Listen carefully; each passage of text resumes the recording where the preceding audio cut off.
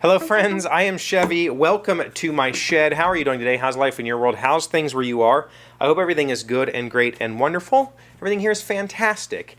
I did something today that I fully intended to make like a shop video, but I ran out of time. And I ran out of time because I procrastinate, like always. And it's no different this time. But what I'm doing tomorrow, if you've been following the channel, I've been playing Dungeons & Dragons lately, and my Polish friend Ignacy's birthday is this weekend, and he asked me to run a Dungeons & Dragons game for him this weekend. That's why I've been making maps for the past few months. That's why I've been showing tokens and talking about D&D, was because it's kind of a build-up to this. So I didn't procrastinate on the maps, thankfully. I had them all completely drawn and ready. Today, I just need to print the full size and then tape them together. I have one of them done. The other two, I have one of them that I mounted on cardstock. I'm not going to do that with the other two. I'm just going to tape them together because this is, truthfully, just a one-shot. Like, we're going to run this once and that's it. I am going to make an adventure out of this, though. But regardless of all of that, I needed to make tokens for these maps, and I really didn't like the square ones. If you followed along, I made a bunch of square stock, 1-inch square wooden tokens, and then I glued those to some paper and then X-Acto knifed around them to get tokens. But the square tokens on the square map, they don't work quite right. So what I really wanted was round tokens. And I went to the store and I bought a 1-inch round dowel. This is a standard 1-inch size for tokens. And then the problem came, how do I slice this accurately?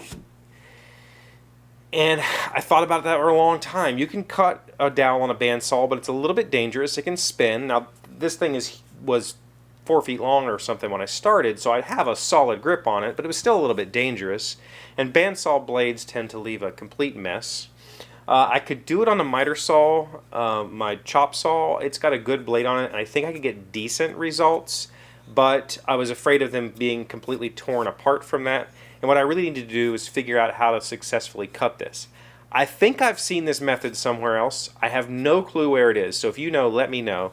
But it was as simple as drilling a 1-inch hole in a piece of wood, putting my dowel in there, and then using this against a fence and cutting it. I tried, if you can tell, I tried on the bandsaw, but the blade still drifted too much and it caused too much like chatter mark.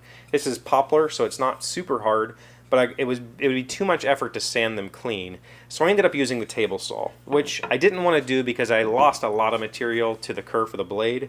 But as you can see, I don't know if you can, but I got approximately 3/16 or 1/4-inch thick discs by putting this in there, running this against my table saw, making a cut, pulling it out, then I could just push this dowel forward, pop the token out, cut again, and I just kept going. And what I ended up with was about 60 perfect little 1-inch circles. I sanded them a little bit around the edges, put some a glue stick on it, and then stuck on my artwork and folded the edges over. I happen to have a 1-inch hole punch.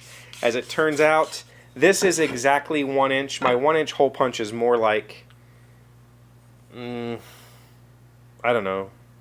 It's more like 26 millimeters or something. It's just slightly bigger than an inch. But it actually worked out really well because I got the glue smeared all over this and a little bit around the rim, and then I could just kind of fold the paper down.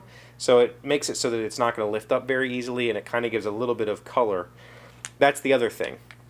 The last time I made tokens, I bought them as a kit to go with the adventure that comes in the starter set, and the person who made them just made these really thick black borders around everything, and I didn't like that because it's difficult. They don't stand out. So this time I made each monster have its own color so that I can, especially since we're not in person and nobody can point, they can say I'm going to attack the goblin, and I'll say which one, and they can say, oh, the blue one or the red one or the whatever.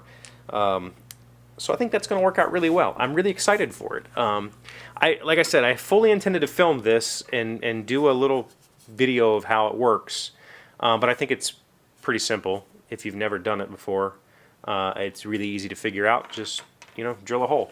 It turns out my Forstner bit was almost exactly the same size as this.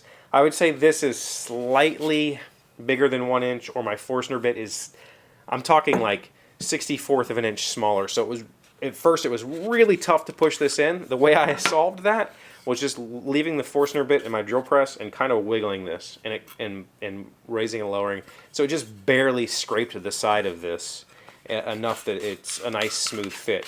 And there's no chance of this thing spinning out of control or ripping from my hands, and I can just cut, pull it back, make the little discs. Worked out perfectly. So I'm excited to play this game this weekend. I have the rest of the handouts made up. I have a